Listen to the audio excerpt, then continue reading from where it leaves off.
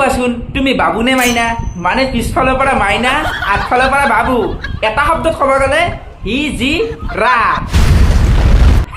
মৰণাথ আছা না ভালে বৌ আছো দিয়ক ভালে গাইছ আপোনালোকে মৰা বাৰৰ আশীৰ্বাদত আকৌ আহিলো যেতিয়া অকণমান মিছৰ ফালি থৈ যাওঁ এই গাইছ স্বাগতম জনাইছো চিনাকি হাজিলৈ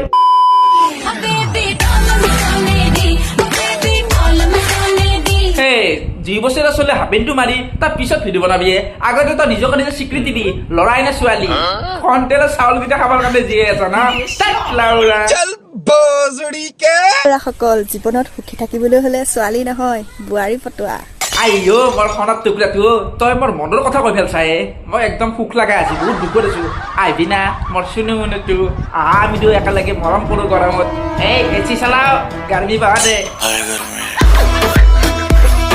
বাইদেউ আমি ছোৱালী চাওঁ বা হেৰি চাওঁ আপুনি ক'ব লগা কোনে বোৱাৰী উইনিছে ফাইন উইনিছে ভাল হ'ব যদি ইমানে ইচ্ছা গৈছে আপোনাক যদি ডেকা ল'ৰা লগা আছে তেনেহ'লে কণ্টেক্ট নম্বৰটো তলত দি দিবা কাৰণ মোৰ ফ্ৰেণ্ড লিষ্টত এনেকুৱা ভেড়া বহুত আছে যিয়ে নেকি অনলি পাঠিয়ে বিচাৰি থাকে চৰি পাঠি নহয় মাইকী বিচাৰি থাকে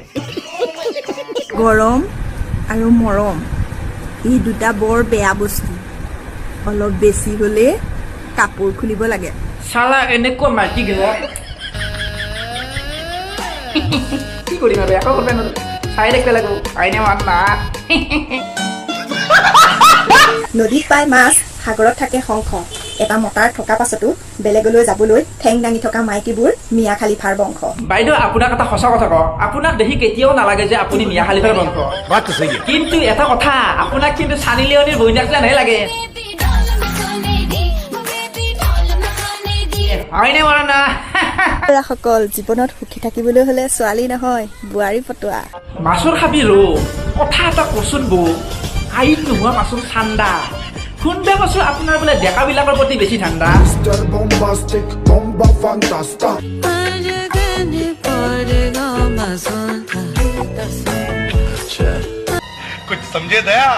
আমাৰ বাইদেউ লিখিছে কলেজ পোৱাৰ পিছত যদি তোমাৰ দাড়ি গজা নাই তেনেহ'লে তুমি কিহৰ পঢ়ো এতিয়া বাইদেউ কোনে বুজাবা আমাৰ দৰে ল'ৰা যে দাড়ি গজাৰ আগত কিবা ভয় লাগে গৈছে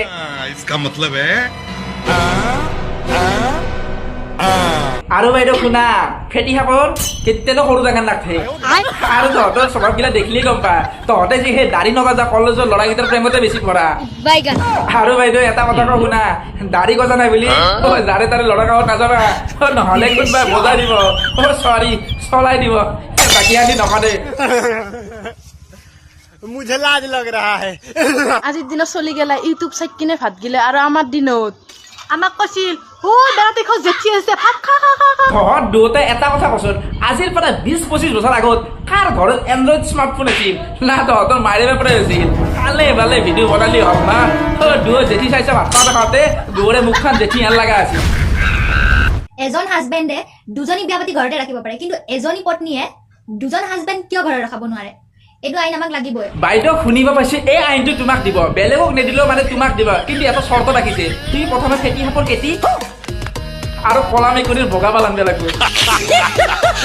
অ বাইদেউ শুনা এটা ড্ৰাইভাৰে এদিনত 2-3খন গাড়ী লৈ কেনে ৰিজাৰ্ভ মাৰিব পাৰে কিন্তু এখন গাড়ী 2-3টাৰ নামত তেতিয়ানো ৰেজিষ্টাৰ নহয় আৰু এইটো কথা মই গাড়ীৰ কাৰণে কোৱা নাছিলো বুজাই বুজিছে তো গাইছ আজি কাৰণে এহান্তি আৰু জয় হিন্দ জয় অসম বহুত গৰম লাগি গৈছে ভাই তো এহান্তি